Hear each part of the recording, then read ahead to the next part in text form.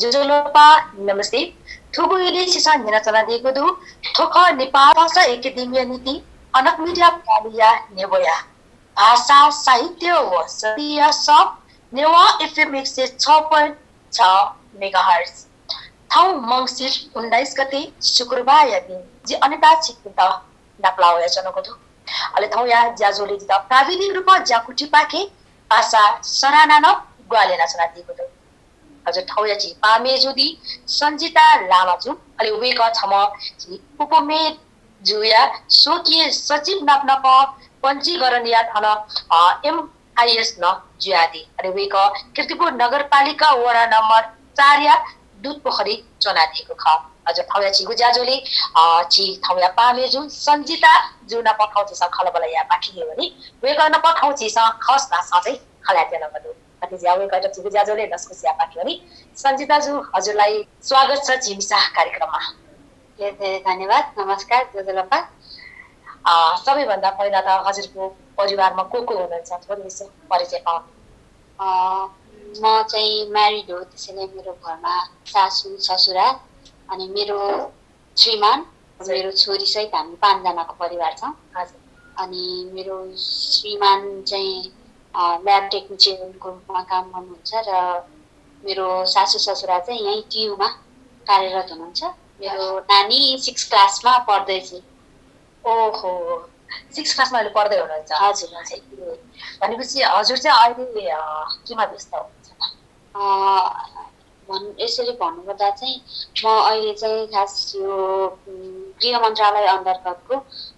यो सामाजिक सुरक्षा भत्ता सूत्रीकरण आयोजना अन्तर्गत चाहिँ एमआईएस अपरेटरको रूपमा कार्यरत छु र त्यही सँगसँगै चाहिँ मैले उपप्रमुखज्यूको स्वकीय सचिवको रूपमा पनि कार्य गर्दै आइरहेको छु अनि अहिले चाहिँ उहाँकै उपप्रमुखज्यूकै कार्यक्रमहरूको सबै म्यानेजमेन्ट गर्नुदेखि लिएर साथसाथै आफ्नो कार्यक्षेत्र जुन एमआईएस अपरेटरको रूपमा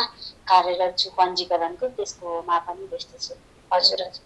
अनि यो कीर्तिपुर नगरपालिकामा हजुर चाहिँ अब हैन एउटा स्टाफको रूपमा अहिले हुनुहुन्छ एउटा सचिवको रूपमा हजुरले कार्य गर्दै हुनुहुन्छ भनेदेखि चाहिँ यहाँ चाहिँ तपाईँको प्रवेश कसरी भयो र कति भयो यहाँ काम गर्नुभयो हजुरले वास्तवमा भन्नुपर्दा चाहिँ यो जुन हाम्रो स्थानीय चुनाव भएको थियो त्यो बेला चाहिँ वडा सदस्यको रूपमा म पनि मनोनित थिएँ भनौँ न चुनावमा उठेको थिएँ 4 नम्बर वडामा हजुर अनि बिहे पनि हजुरको त्यही भयो हजुर अनि त्यसपछि अब चुनाव न हो हार जित भइहाल्छ थोरै मत अन्तरले म पराजित भएँ भन्नु त्यसपछि चाहिँ हाम्रो उपप्रमुखज्यूको अब कार्यभार सम्हाल्नको लागि एक्लैले गाह्रो हुने भएर स्वकीय सचिवको रूपमा चाहिँ म नगरपालिका प्रवेश गरेको थिएँ भने त्यसको लगत्तै दुई वर्षसम्म हामीले त्यसरी काम गर्यौं र पछि मैले यो गृह मन्त्रालय अन्तर्गत चाहिँ यो एमआईएस अपरेटरको पद को दरखास्त दिँदाखेरि मेरो नाम त्यहाँबाट निस्कियो र अहिले त्यसैमा पनि कार्यरत छु भनेपछि हजुरले कीर्तिपुर नगरपालिका भित्रमा पनि 2 वटा कुरालाई तपाईले जिम्मेवारीको रूपमा चाहिँ अहिले वहन गर्दै हुनुहुन्छ हजुर अनि जस्तै कि अहिले अस्ति भर्खरै पनि अहिले यो 16 दिनको हैन लैंगिक हिंसा विरुद्धको यो अभियान अहिले चलिरहेको छ हजुर त्यसमै यो कीर्तिपुर नगरपालिकाबाट चाहिँ यो लैंगिक हिंसाको विरुद्धको 16 दिने अभियान चाहिँ कसरी चलिरहेको छ कसरी सुरुवात गर्नुभयो हैन भन्ने विषयमा थोरै जानकारी गराइदिनु न धन्यवाद यो लैंगिक हिंसा विरुद्धको 16 दिने अभियान चाहिँ हामीले पहिलो उद्घाटन सत्र चाहिँ हामीले यो मङ्सिर 10 गते हिलटाउन स्कुलबाट गरेका थियौं र त्यहाँ चाहिँ हामीले विभिन्न वडाका महिला सञ्जालका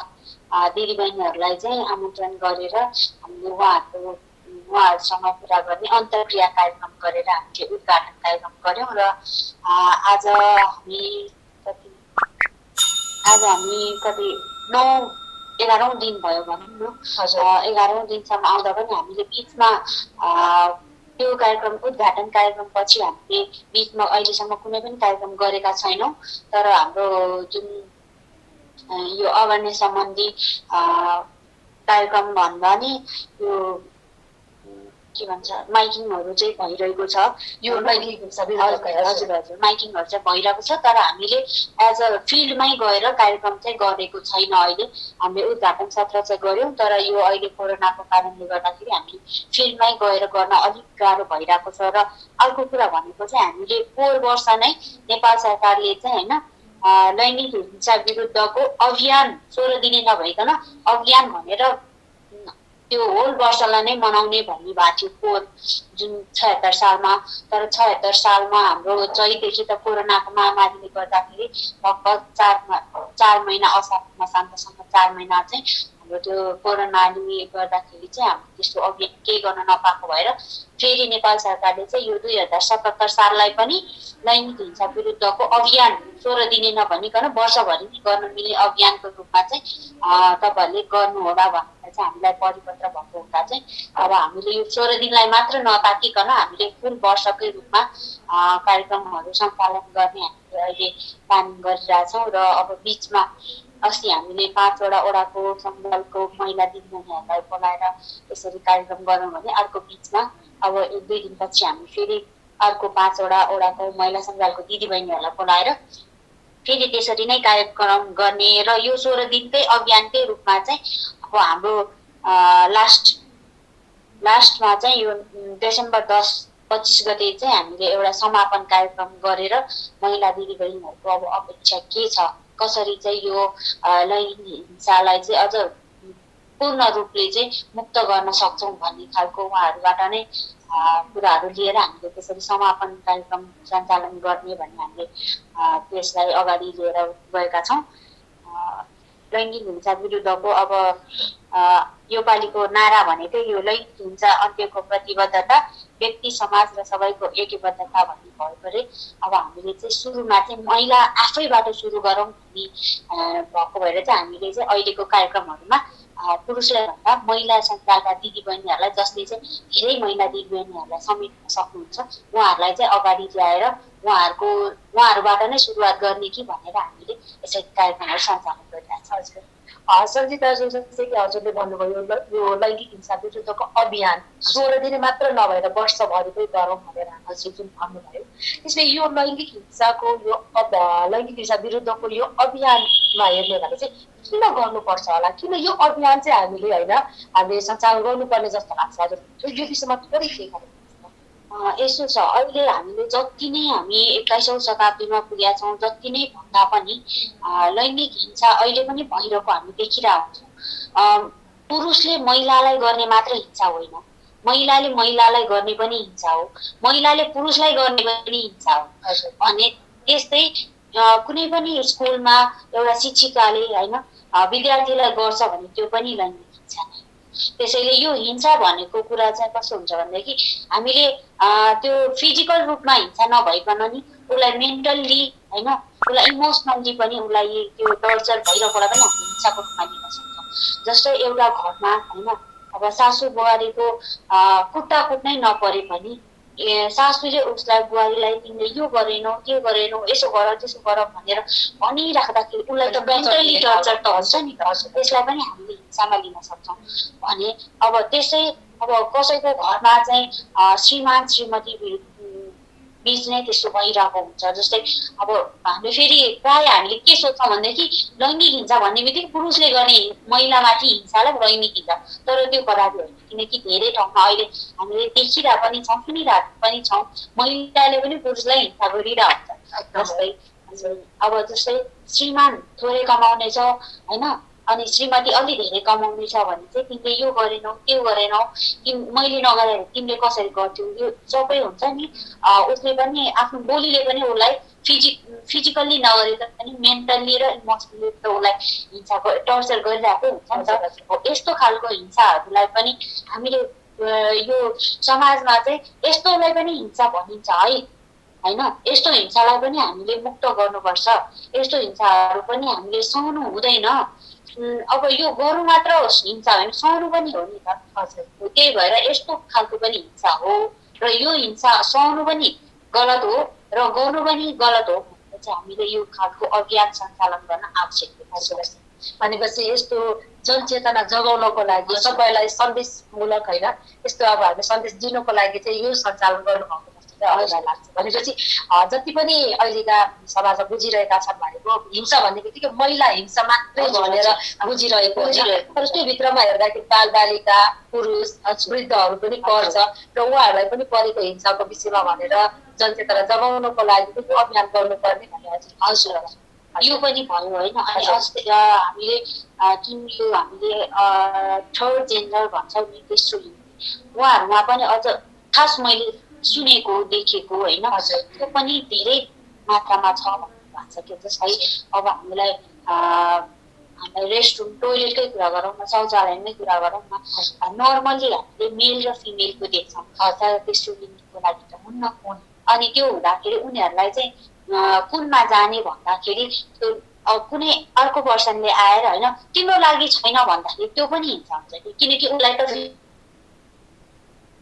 भयो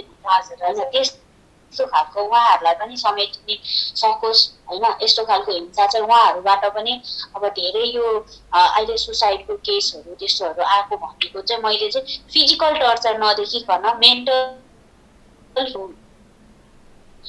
यो के भन्छ यो हिंसाहरू मृत्यु चाहिँ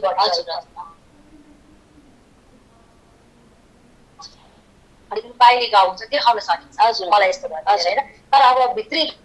रूपमा भयो भने त्यो भनेर पनि त अब उल्टै आफूलाई हुनुको भएर भन्न पनि चाहन्छ। त्यसैले अहिले हेर्दाखेरि यो महिला पुरुष बालबालिका र वृद्ध मात्र नभएर हजुरले समेट्नु भयो कि तेस्रो लिङ्गी होइन अब समलिङ्गीको विषयमा पनि हजुरले कुरा उठाउनु भयो पक्कै पनि साथै जुन त्यो टोयलेटको उदाहरण दिनुभयो होइन हेर्दाखेरि अब न त उहाँहरू पुरुष न त महिला हजुर होइन त्यहाँ अप्ठ्यारो भयो त्यो पनि वास्तवमा उनीहरू हिंसा परिरहेको छ भन्ने कुरा कतिलाई त आफैलाई पनि थाहा हुँदैन होइन कतिलाई चाहिँ अब थाहा भएर पनि बोल्न नपाएको। त्यसैले यस्तो कुराहरू हाम्रो समाजबाट हटाउनको लागि चाहिँ यस्तो अभियान गर्नुपर्ने रहेछ भन्ने कुरा चाहिँ हामीले बुझ्न सकिरहेछ। हजुर भनेपछि अब जस्तै कि अब यो हिंसा लैङ्गिक हिंसा उन्मूलन गर्नको लागि हटाउनको लागि त्यसको लागि के कस्ता प्रयासहरू चाहिँ हामीले गर्नुपर्छ जस्तो लाग्छ के गरेमा यो कुराहरू हाम्रो समाजबाट अलि टाढो हटाउन सकिन्छ जस्तो लाग्छ हजुरको विचारमा? अब म एज अ मैले 5 वर्ष टिचिङ पनि गरेँ होइन एज अ टिचर मलाई के लाग्छ भने पहिला आफ्नो घरबाट सुरु गर्नुपर्ने कि जस्तै म महिला हो नि त होइन मैले नै आफ्नो बालबालिकालाई सिकाउँदाखेरि जस्तै मेरो छोरीलाई मैले तिमीले भाँडा माझ्नुपर्छ होइन तिमीले लुगा धुनुपर्छ तिमीले खाना बनाउनु पर्छ भनेर छोरालाई चाहिँ तिमीले गर्नुपर्छ भनेर नसिकाउँदाखेरि ती नै हिंसा भयो नि त बालबालिकामा ती हिंसा भयो। अनि हामीले जस्तो बच्चालाई सिकाउँछौँ उनीहरूले ठुलो गएर पनि सिक्ने त्यही उनीहरूले पनि पछि गएर हामीले त गरेनौँ मेरो छोराले पनि गर्दैन भने उनीहरूले अभियसली दिमागमा हुन्छ। अनि जस्तै अर्को भनेको चाहिँ हामी आफैले पनि महिलाले नै होइन कसैले आफूमाथि केही कुनै किसिमको हिंसा गरिरहेछ भने आफूले सहनु हुन्न होइन फिजिकल्ली होस् मेन्टल्ली होस् होइन इमोसनल्ली होस् जुनै किसिमको हिंसा होस् तर आफूले सहनु भएन होइन फ्यामिली नै किन नहोस् होइन। मैले देखेको चाहिँ अहिलेसम्म देखेको चाहिँ बाहिरी मान्छेबाट नभइकन आफ्नो जो चाहिँ आफूसँग एकदम नजिक हुन्छ नि त्यस्तो मान्छेबाट चाहिँ पीडित देखेको छु कि मैले होइन। त्यही भएर महिला आफूले पहिला आफूले चाहिँ नसहने हिंसा नसहने होइन जहिले पनि महिला नै किन झोक्नुपर्छ र होइन नसहने फर्स्टमा आफूले नसहने र अरूलाई पनि त्यो गर्न नसिकाउने फर्स्टमा आफ्नो घरबाट सुरु गर्ने त्यसपछि समाजमा सुरु गर्ने होइन। आजकल त महिलाहरू पनि धेरै समूहहरूमा आबद्ध हुनुहुन्छ नि त समूहहरूमा उहाँहरूको धेरै किसिमको समूहहरू हुन्छ अहिले उहाँहरूलाई त्यसमा आबद्ध गरेर होइन अब आफ्नो घरबाट सुरु गरेपछि त ए ल है मेरो घरमा त यस्तो सुरु गरेँ मैले भन्दाखेरि अरूलाई पनि प्रोत्साहन हुन्छ नि त। त्यही भएर यो लैङ्गिक हिंसा अन्त्य गर्न चाहिँ सुरुमा चाहिँ आफ्नो घरबाट स्टार्टिङ गर्नुपर्छ होइन। त्यसपछि आफ्नो घरबाट स्टार्ट गरेपछि आफ्नो बालबालिकाले केही गर्छ र उसको फ्रेन्ड्समा पनि उसको सर्कलमा पनि त्यस्तै उसले बिहेभ देखाउँछ नि त त्यो देखाएपछि चाहिँ मेबी सोसाइटीमा चेन्ज आउन चाहिँ सजिलो हुन्छ। हजुर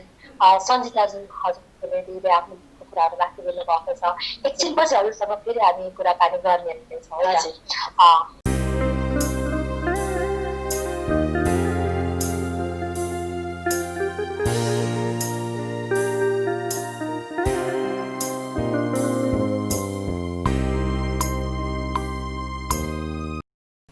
हजुर सञ्जिता हजुर अब हामीले महिला हिंसा विरुद्धको यो जुन अभियानको विषयमा हामीले कुरा गर्दै थियौँ भनेपछि अब कतिपयले भनिन्छ कि धेरै ठाउँमा मैले सुने अनुसार हेर्दाखेरि एउटा चाहिँ हामी महिला उद्यमी एउटा रोजगारी हुन सकेको भएदेखि पनि यसमा अलिक कमी आउँथ्यो कि होइन त्यसले चाहिँ हिंसा अलिक थोरै भए पनि रोक्न सकिन्छ कि भन्ने खालको धेरै कुराहरू भइरहेको छ त्यसैले कृतिपुर नगरपालिकाभित्रमा हेर्नु भनेदेखि यसरी महिला उद्यमी बनाउनको लागि महिला उत्थानको लागि के कस्ता कार्यक्रमहरू भइरहेको छ त यो स्थानीय चुनावपछि हामीले धेरै महिलाहरूको लागि हामीले तालिमहरू दियौँ होइन हजुर तर यस्तो पनि भयो कि कोही चाहिँ तालिममा आबद्ध भएर सिर्फ तालिमको लागि मात्रै तालिम भयो जस्तो भयो तर प्रमाणपत्रको लागि मात्रै तालिम भयो भने कति चाहिँ हाम्रो एकदम राम्रो भन्छ जस्तै हामीले बाँसको सामग्रीहरू सम्बन्धी चाहिँ यो ह्यान्डिक्राफ्टको काम गर्ने हामीले तालिम दियौँ होइन यो 10 नम्बर वडामा छ त्यो तालिम सँगसँगै चाहिँ हामीले उहाँहरूलाई सामग्री सहित दिँदाखेरि उहाँहरूले अहिले त्यो ह्यान्डिक्राफ्ट आफै सञ्चालन गरिराख्नु भएको छ नगरपालिकाबाट हजुर अहिले उहाँहरूले चाहिँ हामीले चाहिँ फर्स्टमा हामीले नगरपालिकाबाट चाहिँ उहाँहरूलाई सामग्री दियौँ भने अहिले उहाँहरू आफै क्यापेबल भएर चाहिँ होइन त्यही सामग्रीबाट इन्कम जेनेरेट गरेर चाहिँ आफैले सञ्चालन गरिराख्नु भएको छ र त्यसको लागि नगरपालिकाले पनि यो हामीले विभिन्न स्थानबाट आउनुभएका हाम्रा आगन्तुक पाहुनाहरूलाई दिनको लागि मायाको चिनो भनेर उहाँहरूकै ह्यान्डिक्राफ्टलाई हामीले युज गर्ने पनि गरेका छौँ होइन अनि अर्को भनेको हामीले यो उद्यमी महिलाहरूले चाहिँ के गर्नुहुन्छ कि भनेर हामीले यो सिलाइ जानेका महिलाहरूलाई सिलाइ मेसिनहरू विभिन्न ओडामा चाहिँ सिलाइ मेसिनहरू हामीले वितरण गरेका छौँ जसले गर्दा चाहिँ उहाँहरूले आफैले रोजगार सृजना गरेर होइन आफ्नो गुजारा चलाउन सक्ने हुनुभएको छ अनि अर्को भनेको चाहिँ हामीले यो दलित महिला सञ्जाल भन्ने छ हाम्रो यो जनप्रतिनिधि दलित महिला दिदीहरूको उहाँहरूले चाहिँ एउटा दलित महिला सञ्जालबाट चाहिँ विभिन्न स्थानका दलित महिलाहरूलाई यो न्यून आय भएका महिला दिदीबहिनीहरूलाई होइन त्यस्तोहरूलाई चाहिँ उहाँहरूले चाहिँ ठाउँ विशेष जस्तै कोही कपडा सिलाउने छ भने उहाँहरूलाई सिलाइ मेसिन भने कोही जुत्ताको काम गर्ने छ भने जुत्ता सिलाउने मेसिन त्यसरी चाहिँ हामीले मेसिनहरू उहाँहरूलाई उपलब्ध गराएका छौँ भने भर्खरै हामीले यो दसैँ र तिहारको बिचमा पनि हामीले यो विकास स्रोत केन्द्र भन्ने एउटा संस्थासँग मिलेर चाहिँ हामीले यो कोभिड विशेषलाई लिएर यो मास्क बनाउने तालिम हामीले मास्क बनाउने तालिम 2 चरण गरेर हामीले 30 जनालाई उद्यमी महिलाहरू जो चाहिँ सिलाइ काम गरिराख्नु भएको छ उहाँहरूलाई चाहिँ यो कोभिड विशेष भनेर चाहिँ मास्कको तालिम दियौँ र त्यो सँगसँगै त्यही विकास स्रोत केन्द्रकै सहयोगमा चाहिँ हामीले 44 जनालाई 2टा चरण गरेर 44 जनालाई झोल साबुन र यो लिक्विड ह्यान्ड वास बनाउने तालिम दियौँ जसले गर्दाखेरि अब हामीले चाहिँ उहाँहरूलाई चाहिँ समूह बनाएर जस्तै हामीले 2टा चरणको मास्क बनाउने तालिम गऱ्यौँ भने हामीले 2टा समूह बनाउने मास्क बनाउनेको र झोल साबुनको पनि 2टा समूह बनाएर हामीले चाहिँ विकास स्रोत केन्द्रको सहयोगमा उहाँहरूलाई चाहिँ सामग्री वितरण पनि गर्ने कार्यक्रम रहेको छ यो अब 1 हप्ता पछि चाहिँ हाम्रो समूह गठन कार्यक्रम छ होइन त्यसपछि चाहिँ हामीले उहाँहरूलाई त्यो सामग्री दिन्छौँ त्यो हामीले जुन तालिम दिएका छौँ त्यो सम्बन्धी चाहिँ हामीले तालिम सम्बन्धी नै सामग्री दिएपछि उहाँहरूले चाहिँ त्यसलाई नै निरन्तर गर्नुहुन्छ भन्ने किसिमकोले हामीले सामग्री वितरण पनि राखेका छौँ र अरू भनेको हामीले यो महिला सञ्जालहरू गठन गर्नलाई जसले गर्दा महिलाहरू एक ठाउँमा भेला भएर एक अर्काको दुःख पोख्ने र अब कसरी चाहिँ महिलाहरूलाई माथि ल्याउन सकिन्छ होइन किन पुरुषको घरमा जहिले पनि बस्नु भएन महिला हिंसा हुने भनेको मस्ट भनेको चाहिँ यो हामी इन्डिपेन्डेन्ट भएर पनि हो जस्तो लाग्छ मलाई होइन अनि इन्डिपेन्डेन्ट भयो ऊ आफै कमाउने छ भन्ने होइन उसले आफ्नो घर खर्च आफ्नो बालबच्चा आफै धान्न सक्ने छ भने पुरुषले उसमाथि हिंसा गर्न सक्ने आँट नै गर्दैन जस्तै तिमीले छोडेर गए पनि मलाई केही हुन्न म आफै कमाएर खान सक्ने छु भन्ने खालको उसमा विश्वास छ होइन क्षमता छ भन्ने त्यो हिंसा पनि घट्दै जान्छ भन्ने मैले विश्वास लिएको छु अर्को भनेको हाम्रो यो स्वास्थ्य सम्बन्धी पनि हामीले महिला दिदीबहिनीहरूलाई तालिम दिएका थियौँ हाम्रो स्वास्थ्य शाखा सरहरूसँग मिलेर चाहिँ यो स्वास्थ्य सम्बन्धी चाहिँ तालिम दिएका थियौँ। यो हामीले चाहिँ महिला स्वास्थ्य स्वयंसेविका सँगसँगै चाहिँ यो महिला सञ्जालका महिला समूहका एक जनालाई चाहिँ यो सुगर र ब्लड प्रेसर जचाउने तालिम दिएका थियौँ र उहाँहरूलाई त्यो सँगसँगै हामीले त्यो जचाउने किट पनि उपलब्ध गराएका छौँ, जसले गर्दा चाहिँ उहाँहरू चाहिँ स्वास्थ्य सम्बन्धी पनि जानकार हुनुहुन्छ। उहाँहरूले चाहिँ त्यो हामी अब सानो सानो कामको लागि हस्पिटलमा पुग्न नपऱ्यो भने समूहका दिदीबहिनीहरूलाई मात्र उहाँहरूले time to time sugar pressure check गरिराख्नु भने स्वास्थ्यको रूपमा पनि उहाँहरू अगाडि बढ्न सक्नुहुन्छ। यसरी चाहिँ हाम्रो नगरपालिकाबाट महिला दिदीबहिनीहरूलाई चाहिँ उद्यमी बनाउन उहाँहरूलाई चाहिँ क्षमता विकास गर्नको लागि विभिन्न तालिमहरू दिइसकेका छौँ र यो साल चाहिँ हामीले के विचार गरेका छौँ भनेदेखि तालिमको लागि मात्र तालिम भइरहेको छ भने अब चाहिँ किन तालिम दिने त? तालिम लिइसकेकाहरूलाई हामीले जम्मा पुँजीको रूपमा केही सामग्री दिउँ, के सहयोग गरौँ होइन। जस्तै हामीले 3 नम्बर वडामा चाहिँ यो मसला पिन्ने मिल दिएका छौँ, जसले गर्दा उहाँहरूले अहिले सञ्चालन गरिराख्नु भएको छ। त्यहाँ कतिजना चाहिँ रोजगार प्राप्त भइसक्नु भएको छ भने सहुलियत पसल पनि सञ्चालन गरिराख्नु भएको छ। त्यसले गर्दाखेरि चाहिँ महिला दिदीबहिनीहरू उद्यमी बन्न अहिले चाहिँ मैले म्याक्सिमम चाहिँ महिला दिदीबहिनीहरू चाहिँ यस्तो घरायसी काममा मात्र नभएर उद्यमशीलता होइन रोजगारीमा पनि आवेदन धेरै देखेको छ। भनेपछि यो लैङ्गिक हिंसाबाट बच्नको लागि यसलाई उन्मूलन अनि यसलाई न्यूनीकरण गर्नको लागि चाहिँ हामीले एउटा महिला रोजगारी र महिला उद्यमी हुन सक्यो भनेदेखि चाहिँ यसमा चाहिँ अलिकति टेवा पुग्ने छ भन्ने हजुर सोच छ। छोरे मात्र होइन धेरै टेवा पुग्छ। हजुर यसमा चाहिँ अब जस्तै कि अब हजुरले भन्नुभयो कि कोही सिलाइमा होइन, कोही चाहिँ अब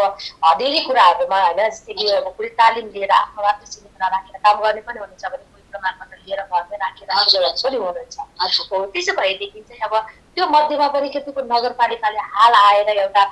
स्वास्थ्यदेखि लिएर होइन अनि उहाँहरूको अब स्वास्थ्य रोजगारदेखि लिएर सबै कुरामा ध्यान पुर्याएर काम गरिरहेको छ भनेर हजुर हजुर भनेपछि अब आगामी दिनहरूमा पनि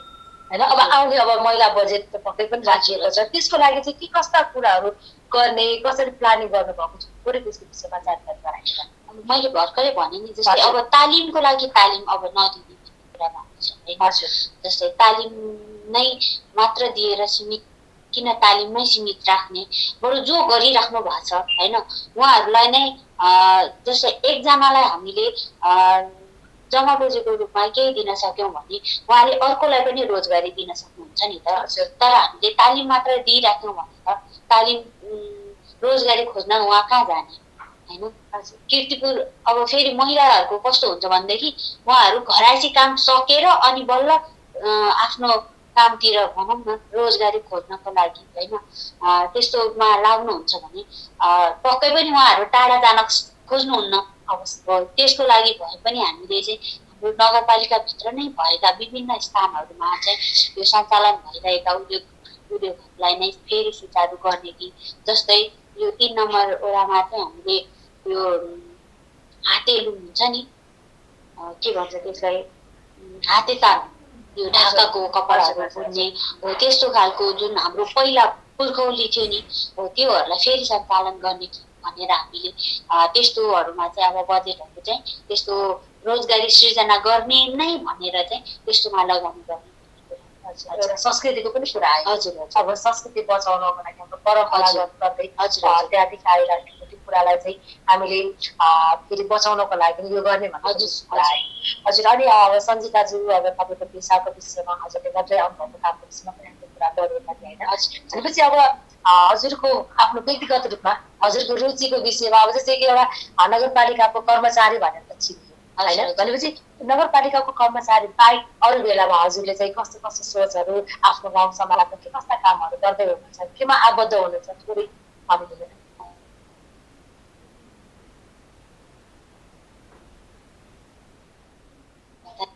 गरेको भएर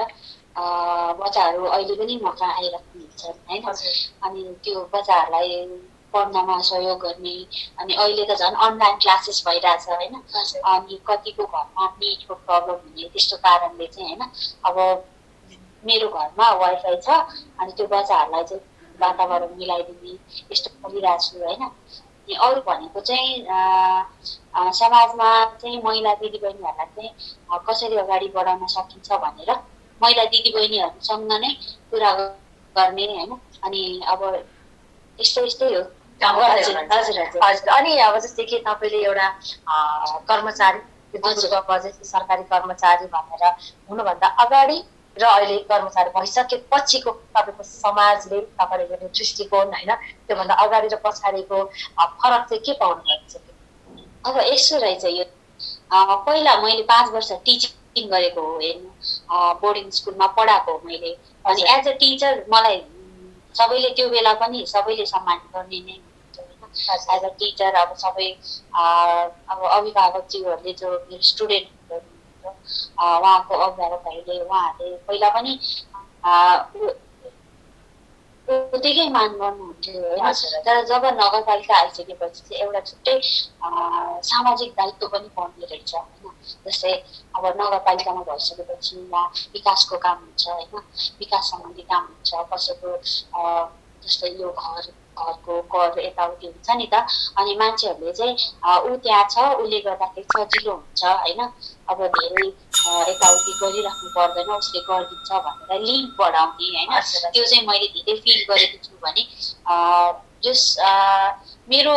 सोसियल जुन दृष्टिकोण छ नि मान्छेहरूमा त्यो चाहिँ जस्तो पहिला थियो मैले त्यस्तै पाएको छु र त्योभन्दा अलिक बढी पनि छ मैले भेटेको छु होइन। अनि अब नगरपालिकामा आइसकेपछि चाहिँ जस मान्छेहरूमा सोसल कन्ट्याक्ट चाहिँ अलिक बढेको छ मेरो होइन। त्यही हो। हजुर हजुर। अनि अब जस्तै कि कतिपय महिलाहरू म चाहिँ सक्दिनँ, मलाई चाहिँ गाह्रो छ, गर्न सक्दिनँ होला भनेर आफूमै प्यासिभ भएर बस्ने होइन, आफ्नै अब आफूले आफूलाई कमजोर सोचेर होइन अगाडि बढ्न नचाहने त्यस्तो महिलाहरूलाई हजुरले चाहिँ उहाँलाई अग्रस्थानमा रहेर अगाडि बढ्नको लागि के कस्तो सन्देशहरू दिन चाहनुहुन्छ? महिला कहिले पनि आफू कमजोर भनेर कहिले पनि नबस्नु होला भन्छु म। किनकि घरको बिहान उठेदेखिको बेलुकीको कामसम्म सबै भ्याएर ऊ जागिर खान पनि जान सक्छ भने ऊ सबैभन्दा बलियो भन्छु म होइन। जागिर खानु हुन्न भने बिहानदेखि बेलुकीसम्म त उहाँहरू ननस्टप कामै गरिराख्नुहुन्छ नि। जस्तै पुरुष बिहान उठ्छ, खाना खान्छ, अफिस जानुहुन्छ, बेलुका आउनुहुन्छ, मलाई थकै लागेको छ भनेर सोध्नुहुन्छ। तर महिला बिहान उठेदेखिको बेलुकीसम्ममा त एकदम बिजी हुन्छ नि त, बच्चा हेर्नेदेखि लिएर होइन। उसको इभन आजकलको महिलाहरू कस्तोसम्म हुनुहुन्छ भनेदेखि बच्चा पढाउनेदेखि लिएर होइन सबै काम उहाँहरूले नै भ्याइराख्नुहुन्छ भने महिला फर्स्टमा त म के भन्छु भने म कमजोर हुँ भनेर कहिले पनि नसोच्नु भन्छु कि। महिला म आफू कमजोर हुँ भनेर कहिले पनि नसोच्नु, जहिले पनि म सबैभन्दा उत्कृष्ट हुँ भनेर सोच्नु। जहिले पनि के सोच्नु भन्दाखेरि अगाडि के छ भने अगाडि के छ, मेरो दृष्टिकोण के हो, मेरो भविष्यमा मैले के गर्ने होइन। अब एउटा लक्ष्य लिएर बस्नु पर्यो कि।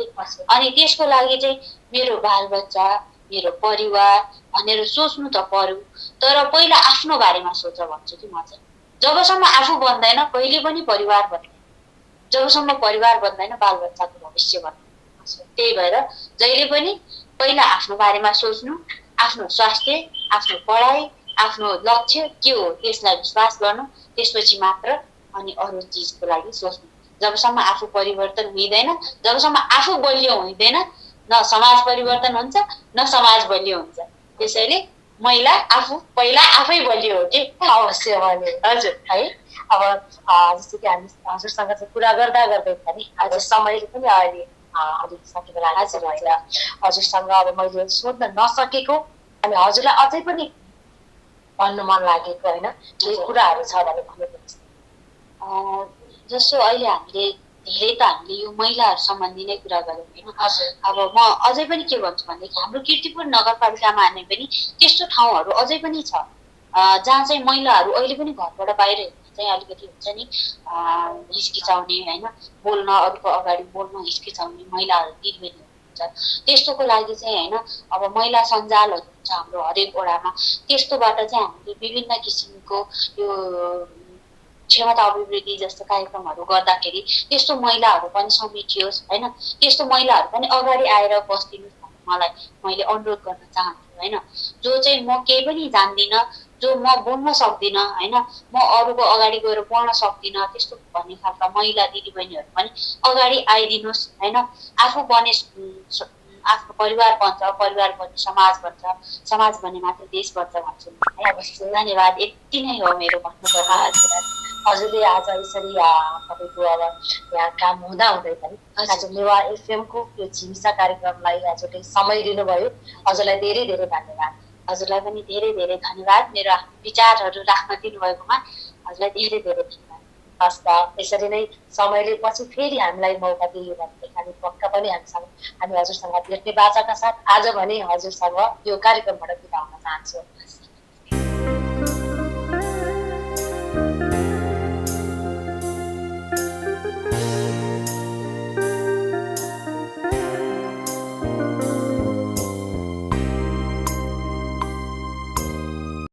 ठाउँया ज्याजोसँग अनिता यातना छिपिन झ्यालिसँग ब्यागु उज बियादिस नाप नाप छिसा ठाउँ प्राविधिक रूपमा छिटा ग्वालिना सरादिम पासा सराना यातना सुबा देशा से ठाउँ याता ढासा ब्यागु जी ठाउँ याता ब्या सुबा जे माग्रा।